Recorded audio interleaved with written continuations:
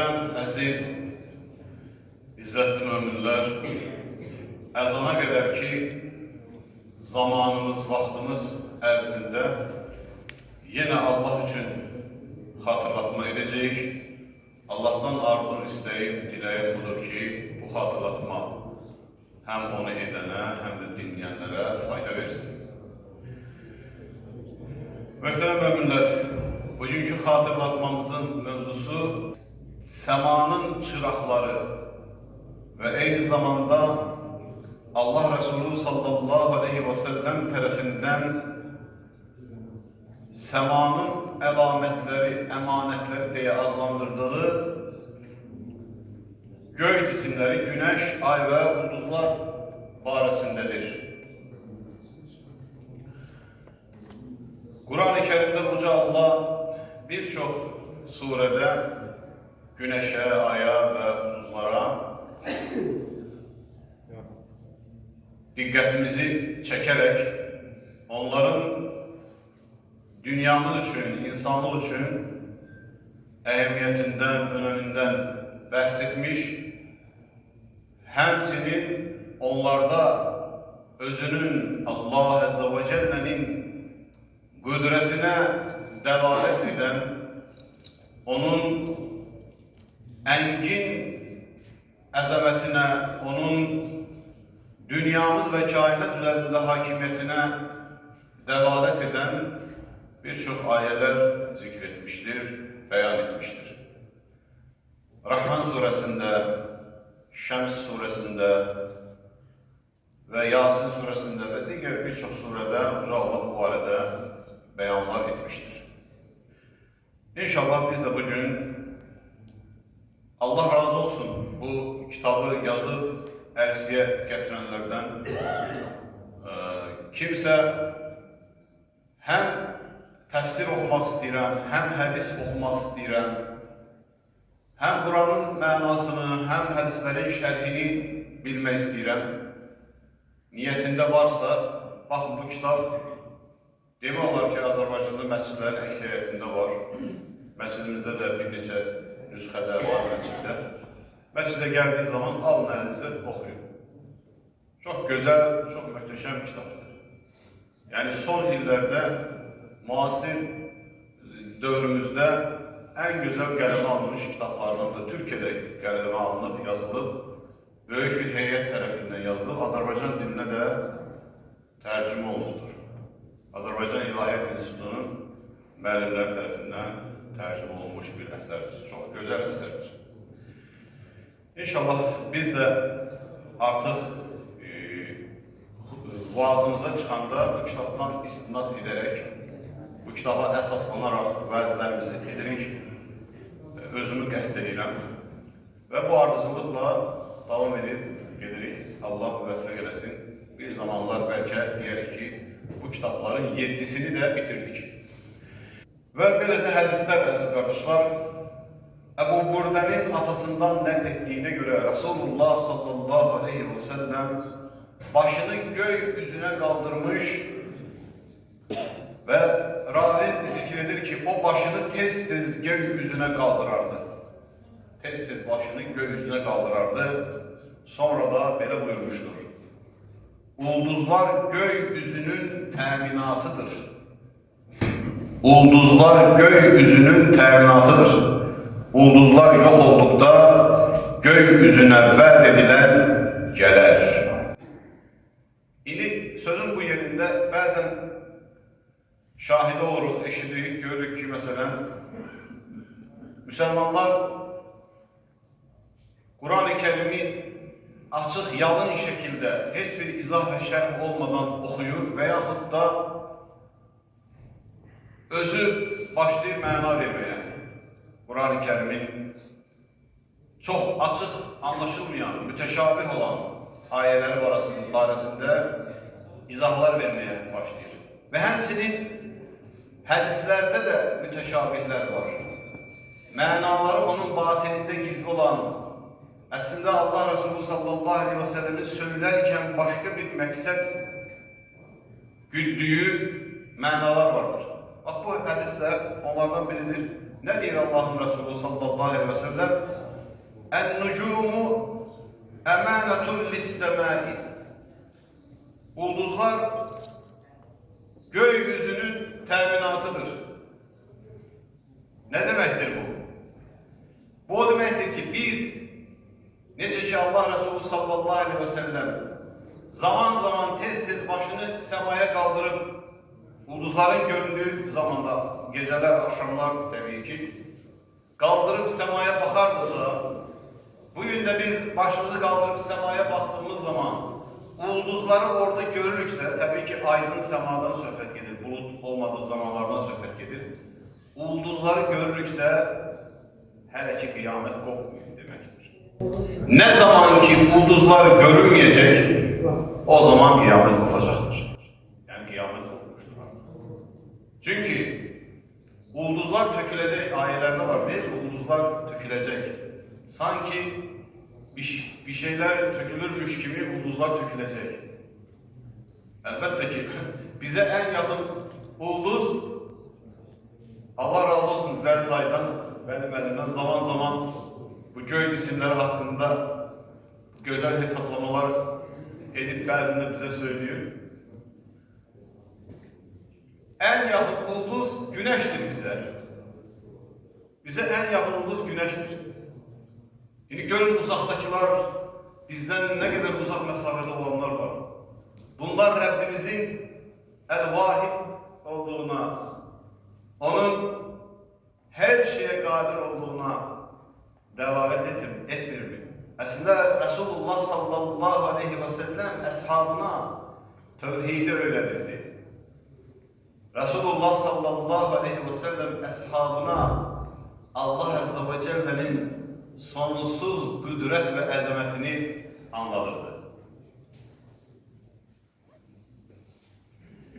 Yine Ebu Hureyre'nin naklettiğine göre Resulullah sallallahu aleyhi ve sellem böyle buyurmuştur. Her hastalık yolkucu değildir. Ölüler intikam almak için kabirlerinin başında baykuş kıyafetinde gözlemez. Her hastalık yolkucu değildir. Ölüler kısas almak için kabirlerinin başında baykuş kıyafetinde gözlemez. Ulduzlar yağış yağdırmaya kadir değildir. Ve hastalıkların sebebi karnında olduğunu düşündüğünüz ilanlar değildir. İndi gel bu hadisi böyle oku ve başa düşün. Ne diyor Peygamber sallallahu aleyhi ve sellem? Bu sebepten de hadislerin şerhiyle beraber okumak lazımdır. Bak bu kitap muhteşemdir bu manada. Sizi intizarda saklayayım, növbet hadis okuyun. Ayşe radıyallahu anh'a anamız rivayet edir ki Peygamber aleyhissalatu vesselam dövründe güneş tutuldu. Güneş tutuldu. Güneş tutulmasına ne dedik biz? Bir namaz da kılınır orada. Adı da var onun. Ayet namazı değildir elbette. Kusuf. Kim dedi onu? Emre Rafael. Maşallah. Berekallah. Kusuf. Sözünün manasını şimdi zikredeceğim, anlatacağım. Bunu gören Resulullah sallallahu aleyhi ve sellem insanlara namaz kıldırdı. Sonra güneş tutulması sona çattı. Ve o namazdan ayrıldı. Allah Resulü aleyhissalatu vesselam insanlara hutbe irad etti. Anıştı onlar için. O Allah'a hamdü sena ettikten sonra böyle buyurdu. Güneş ve ay Allah'ın iki ayesidir. Şimdi kardeşledir ayet namazı. Allah'ın iki ayesidir. Yani ayet delil, ispat demektir. Bunlar Allah'ın birliğine, varlığına, tekliğine, Allah Azze ve Celle'nin kudretine, azametine işaret eden delillerdir. Ve büyük işaretlerdir. Ne deyirik? Deyirik ki Elhamdülillahi Rabbil Alemin. Alemlerin Rabbi olan Allah'a hamdolsun. Alem sözünün manası bayrak demektir. İşaret demektir. İşaretlerin Rabbi Allah'a hamdolsun. İnsan bir işarettir. Dünya bir işarettir. bitkilər, heyvanat, dağ-daş, yağış, çay, səma, ulduzlar nə görürüksə onların hər birində görə bilən üçün, ağlını işlədə bilən üçün Allahın təkliyinə, onun qüdrətinə, sonsuz əzəmətinə işarətlər vardır. Ona görə deyirik ki, işarətlərin Rəbbi Allah'ındır.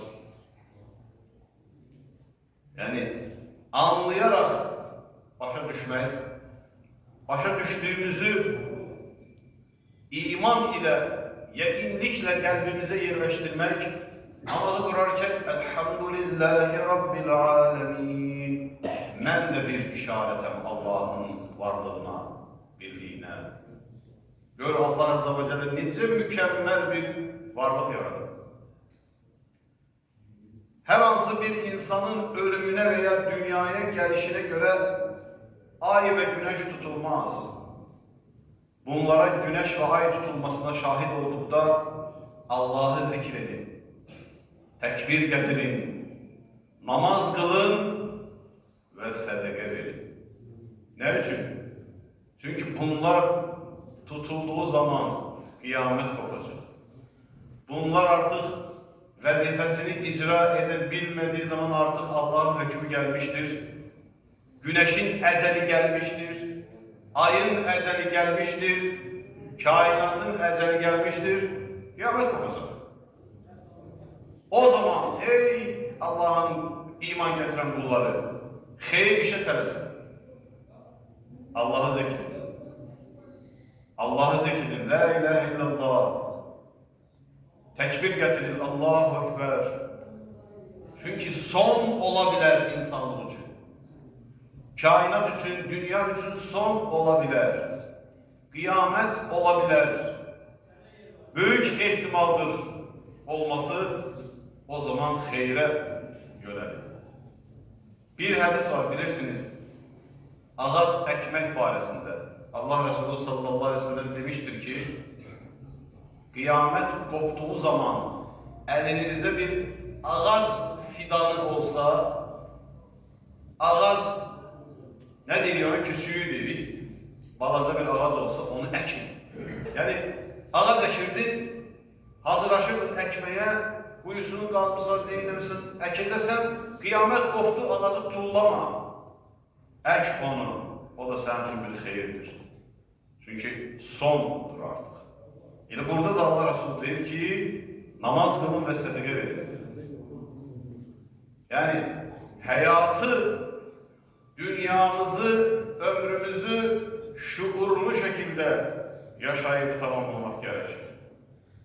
Allah Resulü sallallahu aleyhi ve sellem biz Müslümanları bu hadiste elme, astronomiyaya, fizikaya, riyaziyata yönlendirmiştir. Özünüzden hayallar kurmayın. Özünüzden lazımsız tefekkürler etmeyin, elme yönelin. Sonralar elbette ki ilim ispatını gösterdi ki ay niye tutulur, güneş niye tutulur. Bu hamısı Allah'ın Azze ve Celle'nin kainata koyduğu bir qaydanın gereğidir. Buna dedik sünnetullah. Allah'ın koyduğu qaydalar. Onun gereğidir ki geldi birbirinin önüne geçti, tutuldu, yani görünmedi onun ışığı. Zaten de onsuz da kusuf sözünün manası tutulmak demektir. Husuf sözünün manası da bu manadadır. Ayın tutulmasına kusuf deyirik, güneşin tutulmasına husuf deyirik. Ona göre de onlar da o zamanda kılınan namazlara da kusuf ve husuf namazları deyilmiştir. Növbəti hədis kardeşler, Bilal ibn Yahya ibn Talha ibn Ubeydullah'ın, Allah onların her birinden razı olsun, atası vasıtasıyla babası Talha ibn Ubeydullah'tan radıyallahu anh'tan nakil ettiğine göre Peygamber sallallahu aleyhi ve sellem hilalı gördükte yarım olan o banan kimi olan hilalı gördükdə belə dua edərdi, belə iltica edərdi, belə söyləyərdi. Deyərdi ki, Allah'ım hilalı üzerimizə bərəkət, iman, əminamanlıq və İslam ilə doğur. Sonra deyərdi ki, mənim Rəbbim də, sənin Rəbbin də Allah'dır. Kimə deyərdi bunu? Hilala deyərdi, hilala. Bəzən biz müsəlmanlar kəlmələr üzərindən oyun oynayırmış kimi bir hallara düşürük. Hilal eşitti mi? Hilal duydu mu? Yani Allah Resulü söyledi, zikrini etti. Bəzən məsələn deyirik ki, ya Rabbi bu ili bizim üçün xeyirli, bərəkətli gətir. Bir qardaş deyir ki, elə demək olmaz. Niyə? O ilin orada nə adiyyatı var? Hemen Allah razı olsun, hemen bizi tövhide yöneldir. Deyir ki, bizi Allah'a yöneldir ve hatırlatma edir. Elbette güzel hatırlatmalı ki, her şeyin sahibi, qadir olan Allah'tır. Elbette bu belədir. Ama dilin danışıq tərzi var. Söylenme tərzi var. Ey hilal, senin de benim de Rabbim Allah'tır. Bu ifadeler insanlık ifadesidir, dil ifadesidir. Burada tövhide zid olan meseleler aktarmak lazım değildir. Ve gələk, əziz qardaşlar, şərhlərinə. Bir gün güneş üfüqdə gözdən itir. Allah Resulü sallallahu aleyhi ve sellem yanındaki Ebu Zer'den soruşur ki, bilirsən güneş hara getdi? O da deyir ki, Allah ve Resulü daha yaxşı bilir. Belki de cevap verirse bir şey cevap verebilir. Baktığı yere gitti falan gitti. Bir şeyler diyor ama diyor ki Allah ve Resulü daha yaxşı bilir. Allah Resulü bazen müracaat ettiği bir şeyi temsil vasıtasıyla zikrederdi, hatırlardı. Bir şeye benzederek başa salardı ve dedi ki Resulullah sallallahu aleyhi ve sellem, bu sözlere dikkat edin kardeşler, güneş Allah'ın erşinin altında secde etmeye gelir. Bu gerçekten değil mi? İnsan ve cinler, Allah insana ve cine nefs vermiş. Nefsi olan varlıklar isyan edebilir. Ama nefsi olmayan varlıklar isyan etmir, itayet edir. Daimi itayet edir. Melekler daimi itayettedir. Allah'ın yarattığı diğer varlıklar, güneş olsun, ay olsun, ulduz olsun, dağlar olsun, ağaçlar olsun, hayvanat olsun, ne düşünürsen düşün, Allah'a daimi itayet halıdır. İlla ikisi, ancak ikisinden başka. İnsanlar ve cinler, onların birçoku Allah'a isyan halıdır. Bakın etrafımıza. Biz indi məsciddəyik, gözümüz mümin kardeşler görür, müminler görür, ibadet ehli görür, ibadet edenler görür, kıbleye yönelenler, rükuda olanlar, secdede olanlar, Allah'ı zikredenleri görür. Bize çok da kenar, o kadar da belki de görsemeyebilir. Ama etrafımıza bir baksak, ne kadar insan Allah'tan gafildir. Ne kadar insan zikirsizdir.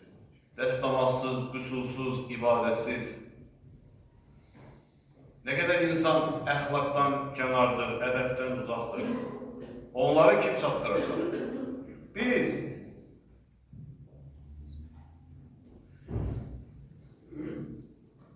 Güneş Allah'ın erşinin altında secde etmeye gelir. Resulullah sallallahu aleyhi ve sellem güneşe ve aya secde etmeyin. Onları yaradan Allah'a secde edin demek suretiyle bu sözünü de bir izaha kavuşturmuştur. Yani Allah Resulü sallallahu aleyhi ve sellem Arap cemiyetinde o zamanın dünyasında var olan güneşe tapma, aya sitayiş eləmə, ulduzlardan bir şeyler gözləmə ki günümüzdə də bunun hələ uzantıları davam edir. Təəssüf ki, onlardan o düşüncəni, fikri uzaqlaşdırıb deyir ki, ey insanlar,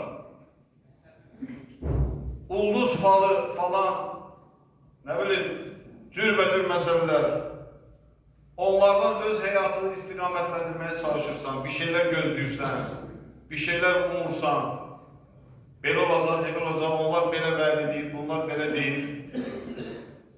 Bəzən müsəlmanlar arasında da bu şeyler olur. Deyir ki, hansı bürcdənsən? Qardaşım, nə ayət olur? Yenə desə ki, hansı ayət olmuşsan? Tamam, filan ayət olmuşam. Hansı bürcdənsən? Bəzən görürsən ki, bir kız bir oğlanı istəyir, bir-birine soruşurlar ki, bürcün nədir? Subhanallah. Yani bu hardan bize uzanıbdır? Oradan uzanıbdır.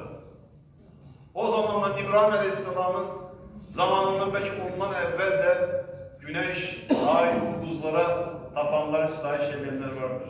Yusuf Peygamber'in zamanında da vardır o. Yusuf suresinde orada 11 güneş, ay, ulduz söhbəti gedir. Sade meseleler değil bunlar. Onların açıklaması, izahı farklıdır, başka cürdür. Oraya kadar uzanır. Günümüzde de uzanır. Hele çıkıp mesela neydiler? Bunun hakkında kitaplar yazırlar, makaleler yazırlar, ne bileyim bunun hakkında araştırmalar yapıyorlar. Bunların hiçbirinin teessüf ki yani acı bir şeylerdir, bunlar gereksiz şeylerdir. Resulullah sallallahu aleyhi ve sellem necə ki güneş, ulduz, ay Allah'a secdedir, Allah'a secde edenden bir şeyler gözlemi olmaz.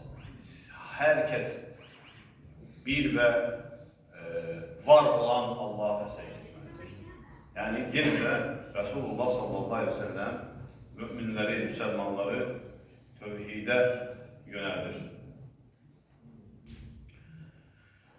Allah Resulü'nün insanı Allah'ın sonsuz kudreti ve əzəməti karşısında heyran olup yalnız ona təzim etmeye sesleyen başka bir temsili, buna allegorik təsvir deyilir.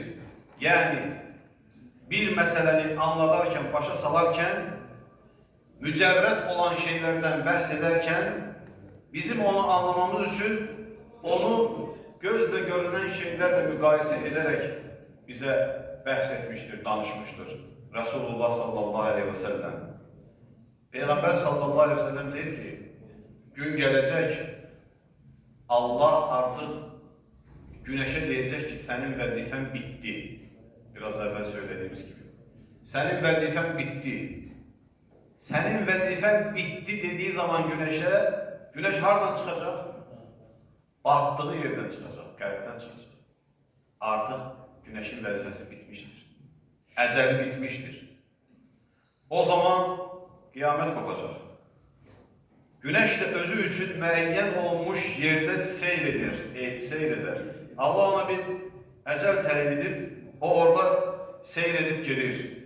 Allah'ın emrine tabi olup, itaat edip, bizim için ışık verir, istilik verir, enerji verir. Zaman gelecek, bitecek onda vəzifəsi.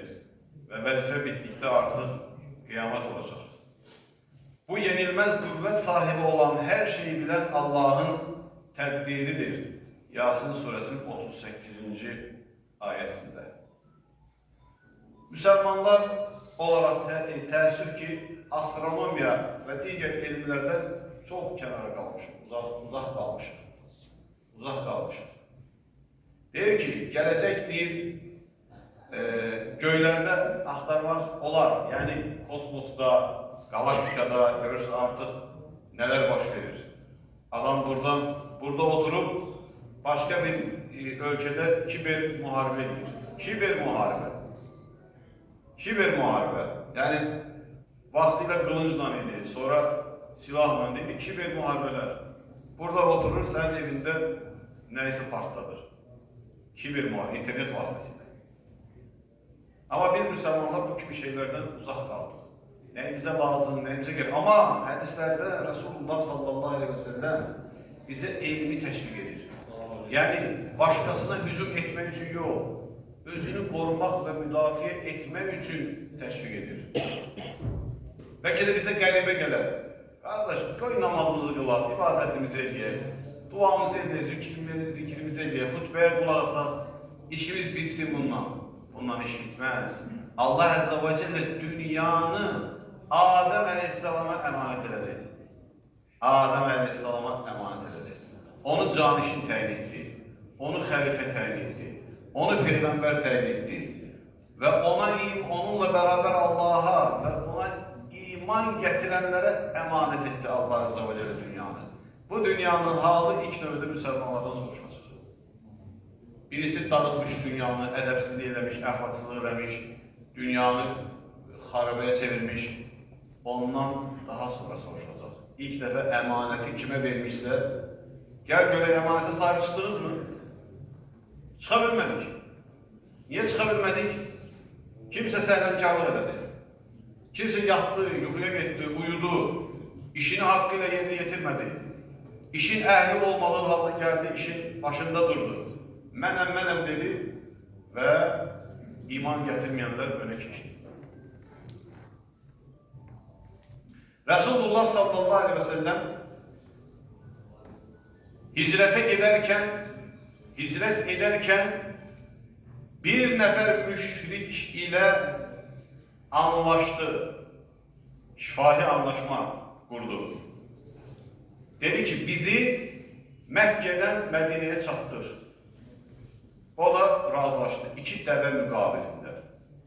2 deve mukabilinde bir müşrik razılaştı ki onları Ebu Bekir radıyallahu anh, bir nefer doğru çoban var. Ehtimal olmuş ki o da onlardan gidip 3 nefer ya da 4 neferlik bir dəstəli kafiləni 2 deve karşılığında eminlikle emanete sahip çıka Medine'ye çattırdı. Bir müşrik. Niye? Çünkü işinin ehliydi. İşini bazarırdı, işini bilirdi, işinin ehliydi, sözünde emanetine sadık biriydi, xəyanət etmezdi. Halbuki Resulullah sallallahu aleyhi ve sellem ile Ebu Bekir radıyallahu anh'ın tutulup getirilmesi mükabilinde müşrikler 100 deve vermişti. Adam 100 deveni almak için xəyanət edip onları satabilirdi. Ama eylemedi. Peygamber sallallahu aleyhi ve sellem de müşrik olmasına bakmayarak işin ehli olduğuna göre iş ona verdi. Bu benim kardeşimdi, bu benim iman yoldaşımdı, bu ne bileyim qohumumdu, əqrəbəmdi. Böyle şey yoktur.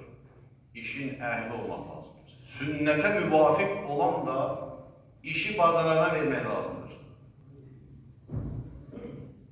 Ama biz bazen İslam'ı bu şekilde okuyabilmirik. Necə etməliyik? Kardeş, tamam işi ver ona. Baxırsan ki, işi berbat edip vurur. Biz özünden de asıl olmayarak. İşin ehli değil, bilmir. Adam var her şeyi bazarır. Kardeş sen her şeyi neler bazarsın? Kamil bir palancı olsa da insan yaxşıdır yarımsız tabaqçılıqdan, Allah rəhmət eləsin, Nizami Gəncəliyə. Adamlar söz deyiblər. Bu sözü hardan deyiblər? Ayədən götürüb, süzüblər oradan. Hədisdən götürüb, süzüblər. Ona görə də əziz qardaşlar, bu kimi məsələlərə də diqqətli olacaq. Dünya bizdən soruşulacaq. Rahman suresinde bilirsiniz. Allah Azze ve Celle bahseder ki güneş, ay, oklar, ağaç, göy bunlar hamısı bir Allah'a secdedir. Secde halındadır. Bu sebepten de biz de bütün kainatın itaat ve secde ettiği Allah'tan gayrisine itaat ve secde etmeyecek. Biz de ona yönelecek. Bütün varlığımızla kıyama durmuşu, cismimiz de kıyama duracak, ruhumuz da. Rükuda, Cismimiz de rükuda olacak, ruhumuz da secdede yeniylə Allah'ın huzurunda durduğumuzu her an hissedeceğiz. Yani hayatımızı ihsan şuuruyla yaşayacağız. Sadece namazda değil, sadece oruçta değil, her zaman ihsan şuuruyla yaşayacağız. Ona göre Allah diyor ki, mesela muhsinleri müjdeler. Muhsinler kimlerdir? Sadece namazda Allah'a düşünenler değil ki, hayatının her sahasında Allah'ı unutmayan, yaddan çıkarmayan kimselerdir muhsinler.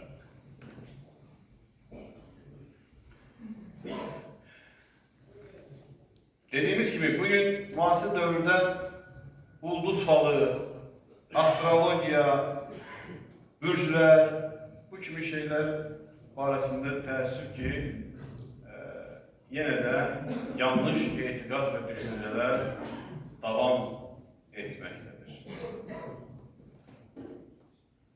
Müşrik Ərəblər uğursuzluğa inanırdılar. Mesela düşünürdüler ki bir adamı kimse öldürüpse, Allah her birimizden uzak eylesin, öldürüpse, deyirdiler ki onun ruhu bayağı kuş formasında durup onun qəbrinin yanında ta ki onun intikamı alınana kadar gözlüyor orada. Kim onun qəbrinə yaxınlaşsa, neyləsə intikam alacaq ondan. Ve onun yaxınları da deyir ki, bizim filan kəsi öldürüblər, onun intikamını almaq lazımdır. Yoksa onun ruhu sakitlik tapmayacaq. Ve intikam hırsı onları bürüyürdü. Resulullah sallallahu aleyhi ve sellem geldi bunu uzak tuttu onlardan. Veyahut da onlar deyirlər ki, düşünürdülər ki,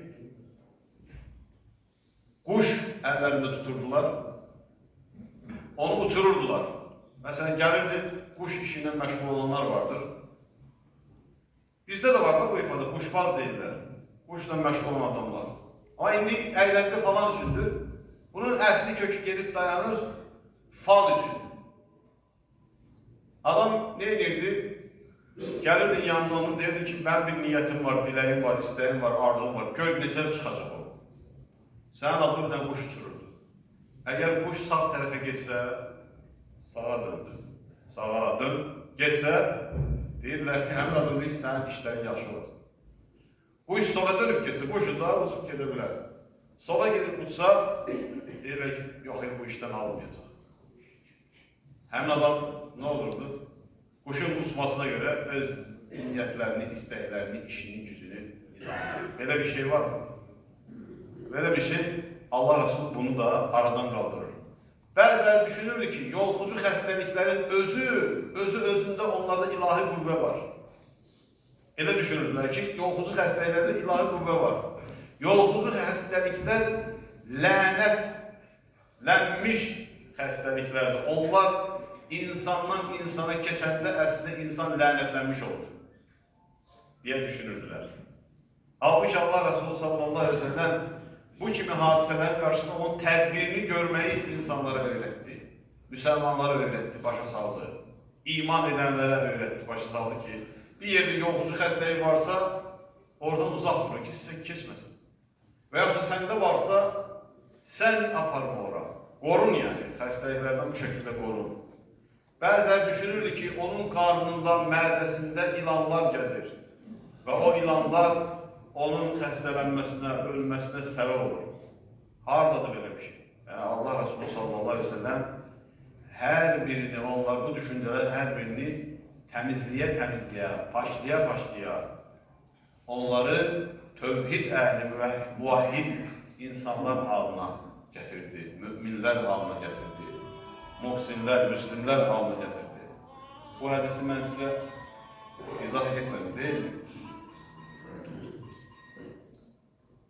Son olarak bir cümle diyeyim. Ay tutulur ve herkes namaza başlayır. Esma radiyallahu anh'a da gelir namaza koşur. Deyir ki, ey Ayşe nedir bu? Deyir, bəs ay tutulmasına göre namaz olur. Namaz deyir, o kadar uzandı ki, istilikten Esma radiyallahu anh deyir ki, istilikten deyir, ürəyim gedirdi, bayılırdım diye aslında. yanındakı qaba, namazdayken yanındakı qaba əlimi salıb suyu üzümə sürtür. Üzümə başına sürtdüm ki, bu narahatçılıq davam etməsin. Və beləcə onlar namazı qıldılar. Allah Resulü sallallahu aleyhi ve sellem də sonra xütbə irad etdi ki, güneş və ay kiminsə ölümünə və dolmasına görə tutulmazdır. Uca Allah bizi eşidir, faydalanan qullarından etsin. Subhanəkəllahumma və bihamdik, əşhədu ən la iləhə illə ən, əstəğfurkə və